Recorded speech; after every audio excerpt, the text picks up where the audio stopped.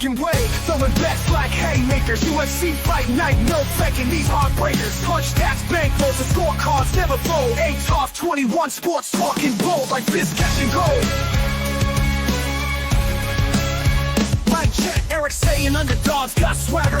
Weight counter champs got a clan and jaw won't stagger. Money on the line, bets as sharp as a dagger. Hot cops, bling, flashing lights, heavyweight bagger. Etoft21 clash of minds, no surprise. Erik Blade in the ring, shouting hard, shooting high. Fight night dreams, cold cash gleam in their eyes. Betting broad, UFC calls on the podcast sky. We have reached part of the podcast and we talking some UFC. And who better to come on than the man, the myth, the legend, California's finest, Wade, a.k.a. Proven Wagers, rocking the baby blue sweatshirt. Come on, baby. How you doing, Doc? How you doing, Doc?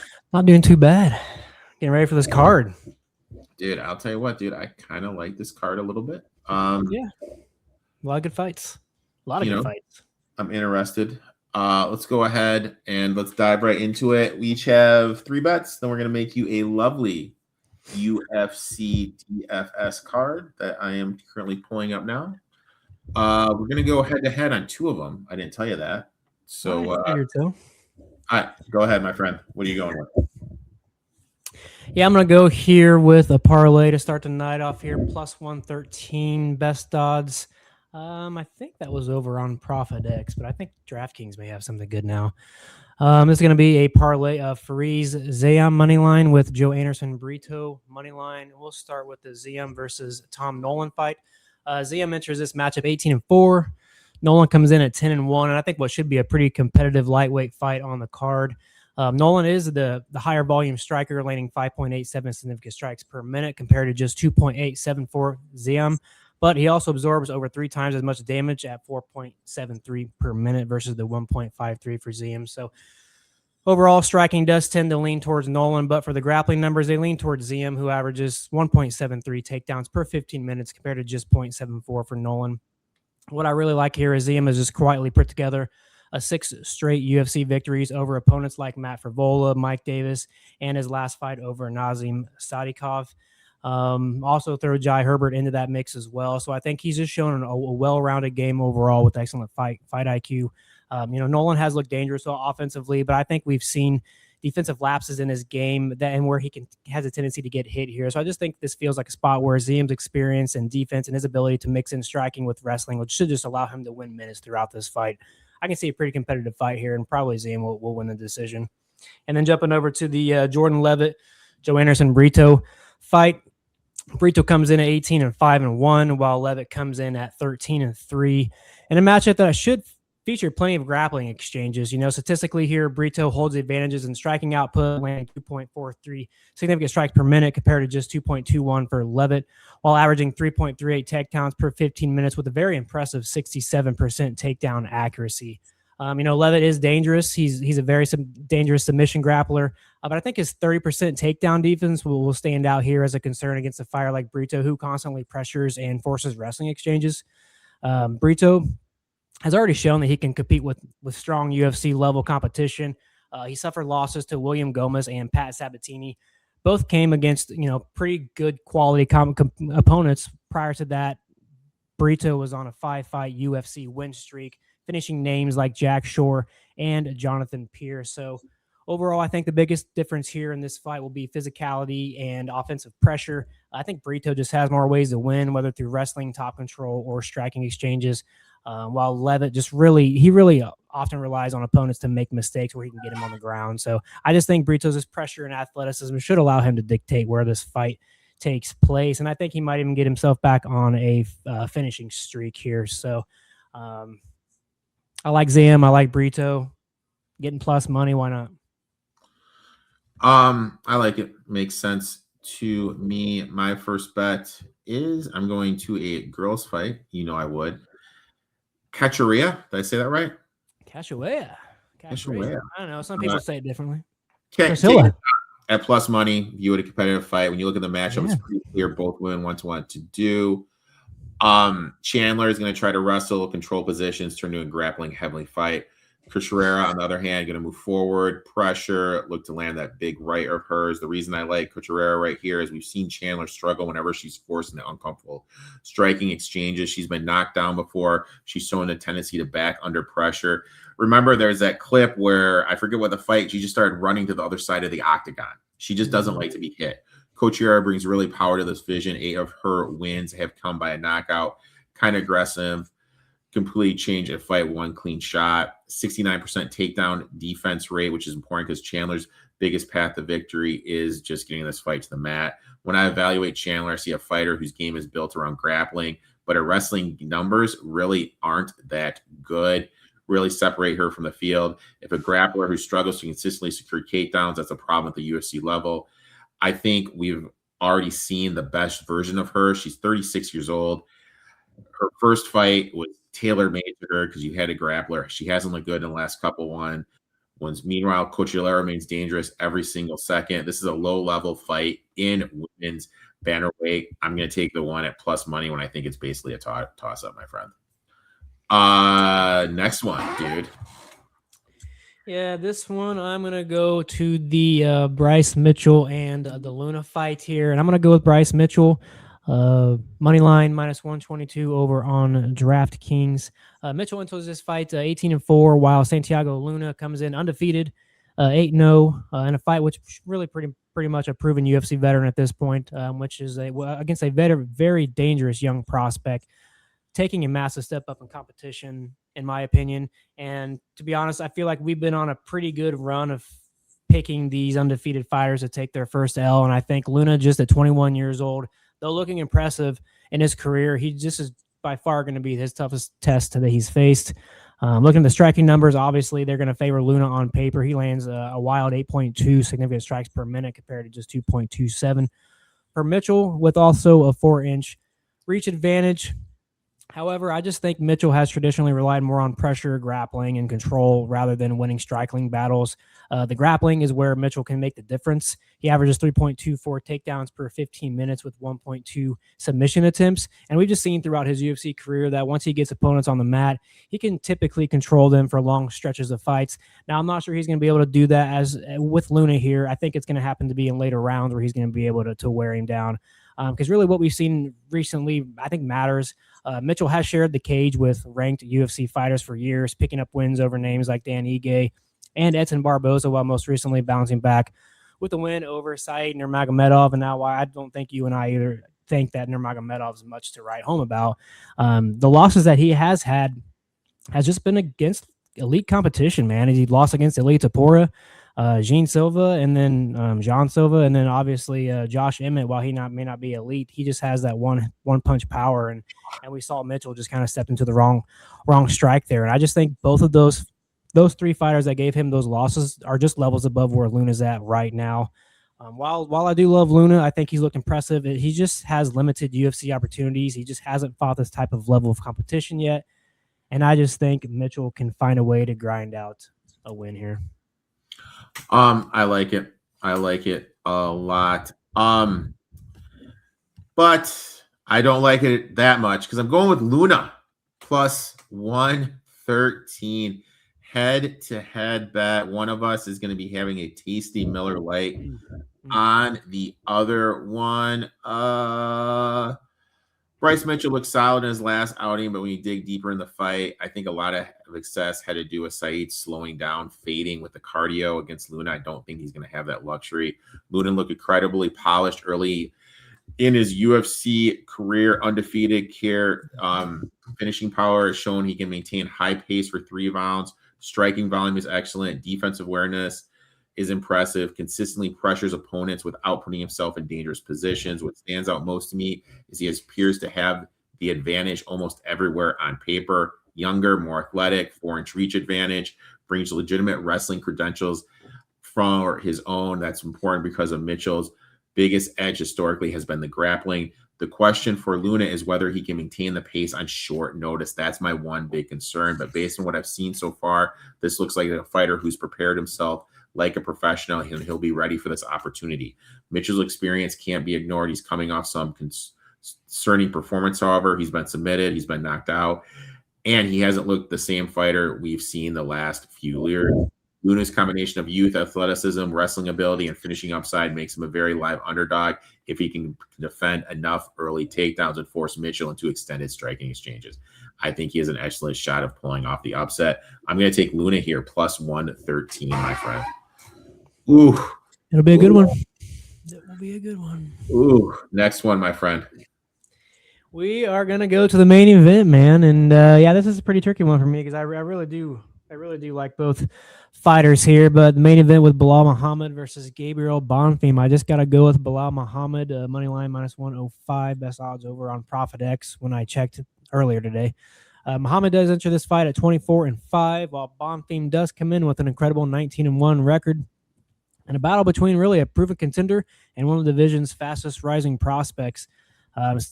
Statistically, Bonfim holds slight advantages across the board here. He lands 4.61 significant strikes per minute compared to 4.43 for Muhammad. He averages 3.60 takedowns per 15 minutes and adds 1.4 submission attempts per fight. And he's also 10 years younger and while owning a 2-inch height advantage. So obviously, I know all those are going to be reasons why you may like a Gabriel Bonfim if you were going to be on this side. But I think Muhammad's biggest edge here isn't found in the statistics. I think it's just experience. Over the last several years, he's consistently competed against the best welterweights in the world. He's found ways to win against elite wrestlers, grapplers, and strikers, so he's been able to win against all types of fighters. His 90% takedown defense is one of the best in the division and could really be critical against a dangerous submission threat like Bonfim. Bonfim has looked impressive through his UFC run. I'll give him that, but I think this is just a very significant step up in competition. Muhammad's coming off 2 straight losses, and while he has spent years fighting 5-round battles against the top contenders, he's repeatedly shown that he can make adjustments even as fights progress. I think if Bonfim cannot find success with his wrestling early, I just think Muhammad's pace, durability, experience could begin to just take over as the fight extends. Against a younger fighter facing the toughest test of his career, I just think Muhammad's veteran edge is going to be enough for him to get him back into the win column. I kind of see this thing going to a decision, so I don't mind like a Muhammad play plus like the fight to go over, however many rounds you want to take it, 2.5, 3.5. I just think this is going to probably go the distance. Even a play on Muhammad by decision, I think is pretty good look to get some plus money action. But I'm not even a Bilal Muhammad fan actually. I think I like Gabriel Bonfim way more. I would be shocked if Muhammad lost 3 straight fights. I mean, he's coming off 2 losses against Jack Madalena, and then who else did he lose to? Ian Gary. It's tough, man. I think Muhammad's going to find a way to get this done. It's going to be close.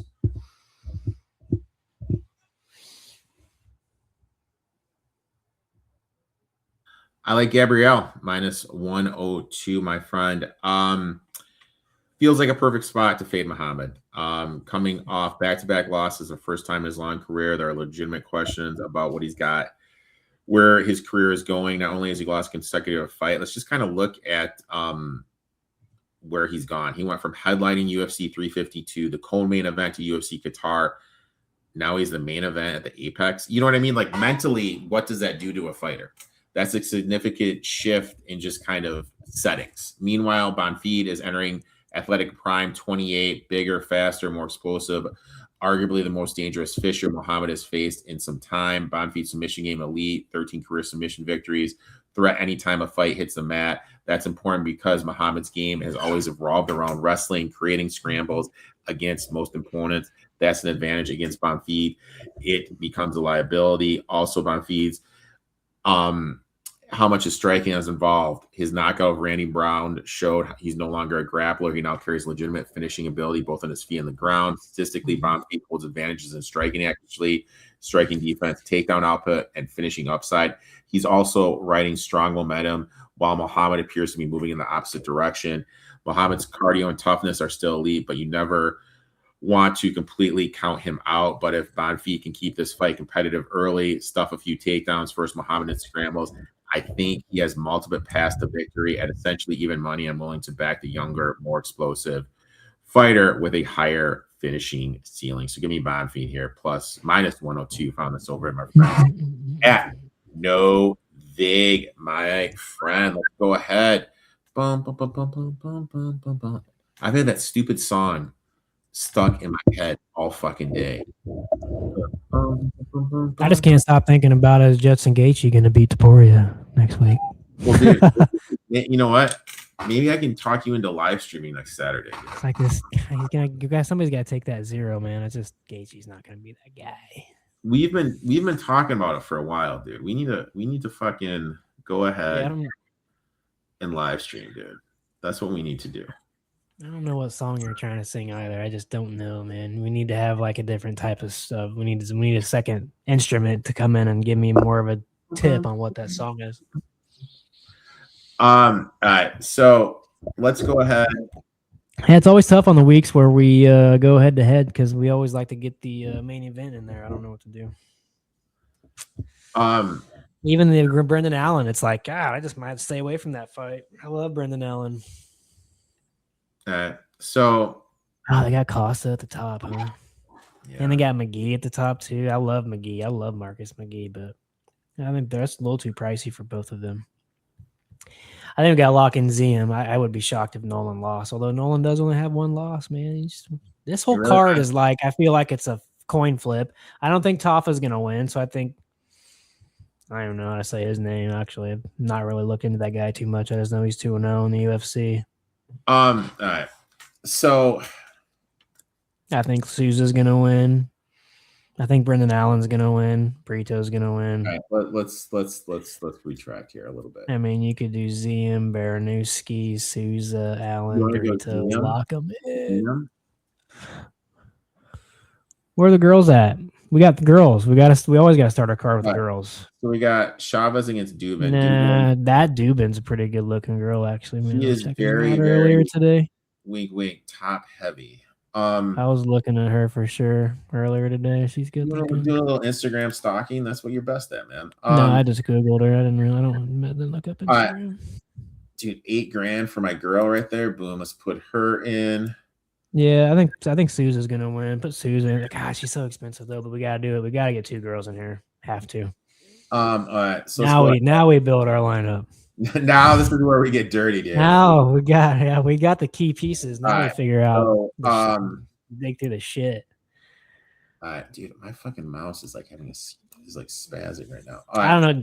So Tafa is taking a step up in I mean, he's taking he's stepping in like short notice. He did just fight. This guy doesn't have that much experience, so I guess I could see where Tafa shocks him. So I don't know if it's not like a gimme, but I always love fading Tafas. They all suck. None of them are good. I was like pretty good price to fade a Tafa. They all suck. Allen, I think it's pretty tricky. Let's fade Tafa here, dude. I'm down with fading Tafa. He sucks, dude. Although the guy's undefeated, he could get a loss. What about your boy? What about your boy Brito? Yeah, I think Brito's gonna find a way. I mean, Levitt could. God, that's where Levitt wins, dude. He's so sneaky. He's such a. I've never been a Levitt fan. Here's the thing, dude. Like, we cashed last week. You know, again, you know, we do 50-50 lineups here. I'm trying to pull up. I can't believe Bruno Silva's a favorite this week. I've been trying to rack my brain around it because I want to take Edgar Chairez. There's a reason why the books have Silva favored. I just can't figure it out. So last week, yeah, we scored 442 with Sumdrive scoring 28. Yeah, baby. Angie scoring 3. Yeah. I mean, Matthews 89. My future Hill 90, Ramon 101, and your boy Petrovic 128. So I mean, come on, Betty. So you know anything is possible. Let's go ahead. Let's get locked in. Though I digress. I'm going back to that fight. I want to look at that fight. Why is my internet not working?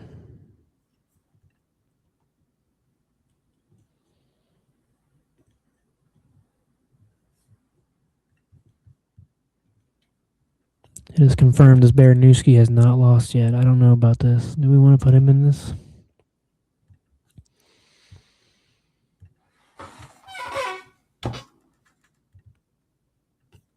I don't know if I want to put any undefeated fighter in this. I don't like that. It's just like a superstitious thing. All right. I think we need to remove Baranowski and see what else we can figure out. You want to get rid of Baron for a minute? I think we think about it for a minute. Who else do you like? I don't like. Did you look at the Brendan Allen fight? No, I don't like. Yeah, Allen. you always like to go against him. I like Nolan, as crazy as it sounds. Yeah, I know. I'm sure some people do. It's a tricky card. A lot of these fights, I think, can go both ways, honestly. That's what makes it a good card. All right. I'm putting my flag in. I think moving forward, we each have to have one guy we can't veto. Gabriel's my one guy you can't veto. What's your one guy you can't veto? I don't have anybody. I'm not sold on anybody. And my only official VIP play I've given out so far this week has been Muhammad. Ooh, we got a Coors Light. No, not Coors Light. What was I going to say? Yeah, I just don't. There's no way he's going to lose 3 in a row, man. I just don't see it. Either way, I don't know. I think it'll be even it's a decision, you can still score some points and lose. I think Bonfim can do some damage. Still got some points. Muhammad's hittable. We'll see. You never know. I don't hate it.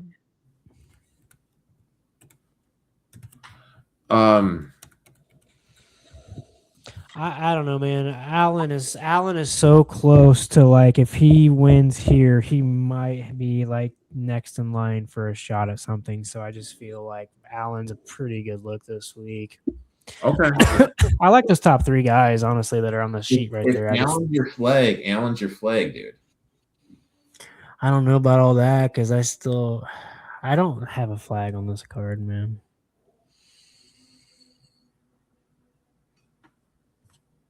All right, let's go, dude. I don't think Ziam's gonna lose, but dude, this is your flag. I don't know, man. All right. No, because I actually don't want to put. If we put Ziam in there, then we got basically my parlay in there, and I don't think we want to do that. We know how parlays go in the UFC; they always get fucking busted. No, let's put the parlay in, man. Let's put Ziam in. If we put Ziam in, we're down at 7,500 though. How much is he? 91. How much was Allen? And I mean, like, dude, like that's the thing. Like, we're stuck with some shit. Yeah. What happens when you remove Ziam? We move Ziam, we're at 83. Who was? I mean, we can go up here. We have a little bit more. Where was Allen at? Was Allen 9,000? Allen's 88, so we put Allen in at 88. Oh, shit. We could put Luna in, dude. Come on, bro. I know you want to do it. You can do it. I'm not. Just whatever. Whatever. Did I just peer pressure you into this lineup, dude? No, I just Mitchell's one of those guys. He's either going to grind out a victory or he's going to get just knocked out or something.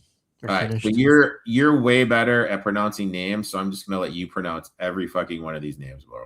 Oh, we've got Priscilla Cachoeira. We've got Ketlin Souza. We've got Gabriel Bonfim. We've got Joe Anderson Brito. We've got Brendan Allen. And then to finish off our card, it's Santiago Luna. And we've got $100 remaining. So I feel like we always do good when we leave a little money on the table. So good. We got UFC Freedom. Yeah. Yep. Such a dumbass fucking name. Freedom. It's just another thing to keep your attention off of shit that actually matters in this world. That's what it is. Nobody cares about this card. I mean, the card's a joke. And then did you see what's his face? Sean Strickland's like pissed or something, so he may go and like I don't know, man. Oh yeah, they banned him. It's all a joke. Why? Everything's a joke. It's all for a joke. He's a fucking champion, dude. I don't want to get into it. It's ridiculous. All right, we're not going to talk about that. I appreciate you coming on the podcast, man.